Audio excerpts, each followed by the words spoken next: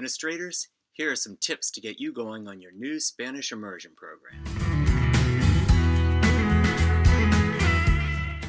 Since I've been through this process twice, I thought I'd share some of the resources that I developed over the years about getting a Spanish immersion program up and off the ground. So here is a sample of an agenda that we've created at our school last year to get people introduced to this idea. So if you want to use this template, go ahead. So add the names of your attendees in there, and the first thing on the agenda, introduce your team members and set up in Schoology your own Schoology group for immersion. This is just the stuff that we had for our school last year. Feel free to add that there. Also, in addition to staff within your building, find some parent volunteers who can serve in this committee as well. And you want to have a nice broad spectrum of as many people as possible that might have any interest in this, or even some that may not think they're interested, but you can educate them just so this school has a stronger awareness of what Spanish immersion is. Number 3, upcoming visits. Check out some other schools in the area. Come over to HOB or to Milton, or check out Indian River School District and see some of the Spanish immersion programs in action. That is the #1 thing that sells people on the program when they go and see it. So I would advise taking some of your kindergarten team, even first grade, some of those lower level grades at first, since they're the teachers that at first need to be introduced to the concept of dual language immersion, since some of them will be the English half of the day. When our teachers went over there, that's what sold them on the program, going and seeing it in action. So set that up sometime soon to generate interest. Then number 4, recruitment. This is recruitment for the families and the kindergarten students. Think about orientation sessions. We set ours up last year at the end of January, beginning of February. Possibly they could take place during your kindergarten orientations, and as people come in then, you could speak to them and share information at that time. So one of the things we'll do probably as a district is come up with some literature, promotional information we can hand out. Just know that the difference between a two-way program and a one-way program. Basically, a two-way program consists of students where you have enough native Spanish speakers to keep the language going in that class. If your school has enough native speakers, you may be able to have a two-way program. If not, you'll have a one-way program where the teacher can speak Spanish, but the majority of students are English speakers. So, let's talk about publicity. There are a bunch of YouTube videos out there. I've created several that you can use just to share people, give people information about the programs. I created a shorter one here, this one, number 4. When you click on that, it'll take you right to the link. And it's a shorter version that's just 2 or 3 minutes to give a quick update. And it also has some parent feedback on there just to talk about the benefits of immersion. Some of the other ones are longer, and there's one that's totally in Spanish. I'll make this one in Spanish as well, so you can have the videos in Spanish and English and just send those links to people and share it with them, or have some iPads available, and when people come to register, just have them watch it real briefly to learn about the program. Number 6, the teachers. Think about the time frame for hiring your Spanish-speaking and English-speaking teacher. Let's start with the English-speaking one.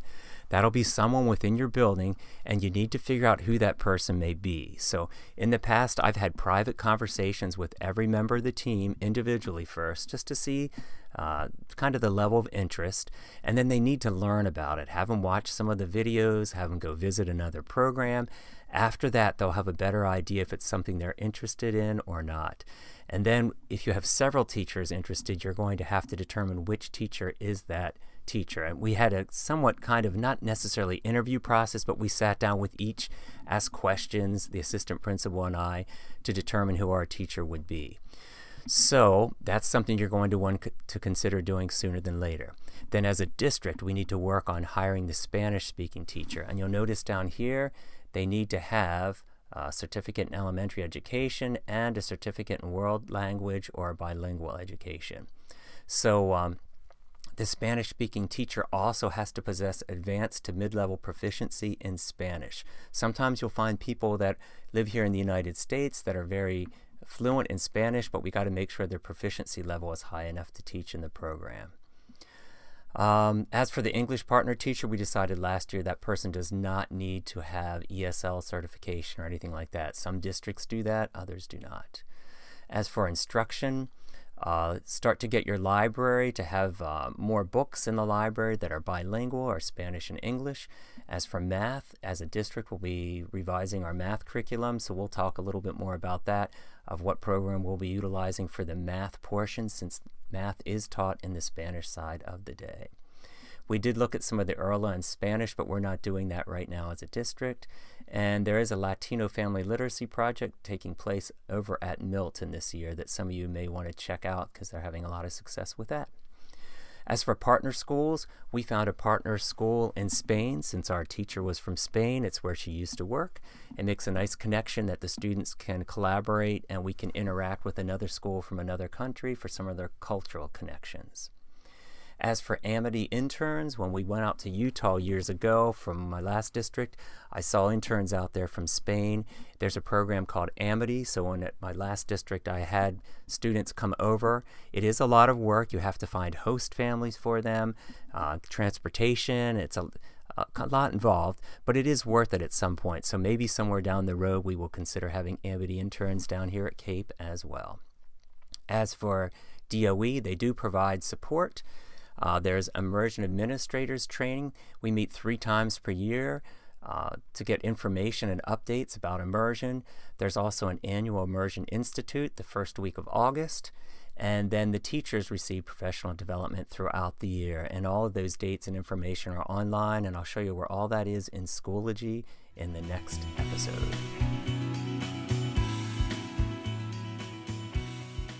So first off, log into Schoology. And most of you know, as you log into Schoology, what you need to do is make sure that you're on the state site, not the district one. So see here, the small e, LDE, make sure you're on that site. From that site there, you can find the groups. Now when you look here, there is a Delaware Spanish immersion group that you can join. That's more for the teachers. I have it in there. There's a lot of curriculum things that you're going to want to know eventually. But right now we're steering you to Delaware Immersion Administrators. So click on Delaware Immersion Administrators and you're going to join this group. Now in this group here, there are a variety of resources. So we'll take you in through some of them right now to show you what's here. There's a survey just about the program model. Then you're going to see here these IPAC sessions.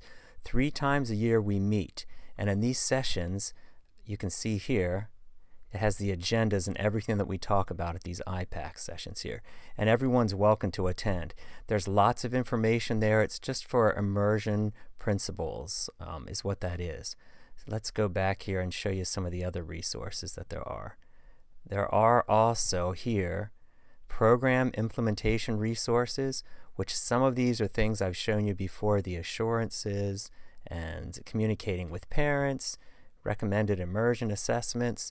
Anything you need is in here. So make sure you take your time to join this group and see everything that's here. Staffing and teacher recruitment, promotion, anything else you need. All right? So a lot of resources are shared there. Make sure that you go on to Schoology and join this group. All right? Thanks. So, how you doing so far? Are you overwhelmed yet? If not, keep on going. If so, pause here and do more later. Okay, administrators that are beginning new immersion programs. Here is an action planning tool that we set up as we began our new programs. So let's just take a look at the action plan here. The academic proficiency, we set up goals for our students and the timeline you can see here. As for bilingualism and language proficiency, we have to make sure that Spanish only is spoken in the target room, that encourage students to use the target language only beginning in January, so we're just getting to that point right now in our programs. We have to make sure that our immersion teachers attend all sponsored, DOE-sponsored trainings, which they have.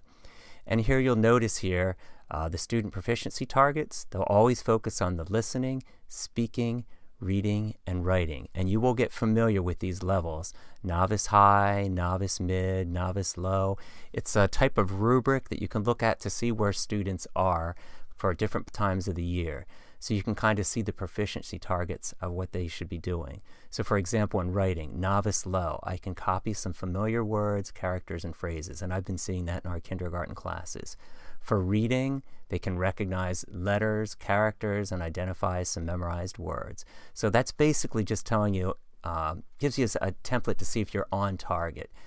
And there's a whole guidance document for that. As for building a school-wide culture for immersion, think about your morning announcements. Do you have them in 2 languages? Is any signage in your school going to be Spanish and English? You can think about how you might want to start to do that. And institute Spanish and English family literacy sessions. So we'll be doing that with our school beginning this month. Also, you want to build some systems and capacity, so we have to educate your staff about immersion through brief presentations you might share as just part of your staff meetings, something on Schoology. Marissa Hockman works here with the district. She can come in and do some things with your staff as well. Make sure your staff are looking at the data, which we do this anyhow as just a regular part of our day. And then collaborating across teams. What we're going to do, we've just been doing it within our schools so far at HOB and MES, but in the future we would like to start to do collaboration between the 2 schools as our programs here are getting up and running. Other action steps, become familiar with the program assurances, which is something else I just shared with you in another segment of this video presentation, and utilize state PD that is provided throughout the year, and began to develop a plan for RTI and kindergarten students, because that can be a bit challenging. Scheduling can be a bit of a hassle sometime with these programs, to be honest. Just sometime with students with special needs, and you have to really work together, scheduling time for the paraprofessionals and the other staff that are in the building to help make this work. And another thing, just fostering some unity. Having cultural nights within the school is something else that you can do just to help to keep the cultural awareness going on in the building. You have to build some support for your parents, so invite the parents in, get some people to learn about what immersion is, and they can be advocates from your program. And then we have to market your program. The district will provide some flyers, but you can also do some things too with your newsletters and immersion nights that you'll be having. All right, and then there is a conference in Wilmington each summer that will get the information to you that anyone is welcome to attend, and you can learn a lot there and meet a lot of other principals from around the country who have immersion programs. Okay, hope this was helpful. Here's the final section. Keep on going, you're almost there. Right here, I'd like to show you some of the State of Delaware Immersion Program assurances. So basically, the state has set out some guidelines for us so that we're all implementing our programs effectively. So the first one, number 1, instructional model for both English and the target language is implemented with fidelity. What they're looking for here is that there is a split basically between the Spanish and the English side. On the Spanish side of the day, the students are learning mathematics, science, and Spanish literacy. On the English half of their day, they're learning English language arts and social studies and some content transfer, where that English teacher is reinforcing concepts that were taught in the Spanish side of the day. For example, like in their morning meeting, she'll do some mathematics, some numbers in English to reinforce what the students are learning over in the Spanish half of their day. So, number 2, they wanted to make sure the program is started in kindergarten with a 2-teacher model and sustained for each year. Basically, the state of Delaware wants to see a 2-teacher model, K through 5, where there's a Spanish-speaking teacher for half of the day and English for the other half. Notice the certifications they need to have, and we'll be talking about that a little bit more as we talk about recruitment. The target language. The teacher has to deliver instruction in the target language 100% of the time, and it'll be very important that you enforce in that classroom that no other language is spoken in there but Spanish. Whether it's volunteers going in or anyone else, try to keep it 100% Spanish in that classroom. Other ones, number 4, you'll notice here, that's the point that we're getting to in our schools this year at Milton and HOB. By mid-January, our kindergartners should be communicating with the immersion teacher. You'll notice here, teacher, 100% of the time in Spanish. They still are speaking some English in those rooms, the students, and it's a combination of English and Spanish you'll hear them saying. But by middle of first grade, all of the students will use the target language to communicate with the teacher and other students. So that's when you're going to have it be 100% Spanish by the middle of first grade. Other things to look for. There's reports that we have to complete each year just so that the state can monitor the progress of the students in the program. Number 6, we'll be gathering some of the data. We'll talk about that later on as you're further into the program. Another big part of this is collaboration. You've got to have a true marriage between your Spanish teacher and English teacher, and they need time to collaborate because especially the first year, it's pretty intensive. So you want to have a very good team that has time to collaborate regularly. Number 8, you'll see that the state does provide some training, and it's expected that the Spanish teacher and English teacher do attend those training sessions. They've tried different formats over the years, and the state has a pretty good system in place with some coaching that will come out to the schools as well. And the last one for the school principals and district immersion administrators, really work to participate in some of the stuff provided by the state and encourage your assistant principals to get involved as well so they can learn about immersion through some of the IPAC meetings. And IPAC is Immersion Principals and Administrator Council. All right, enjoy. You made it. Good job. Good luck with your program.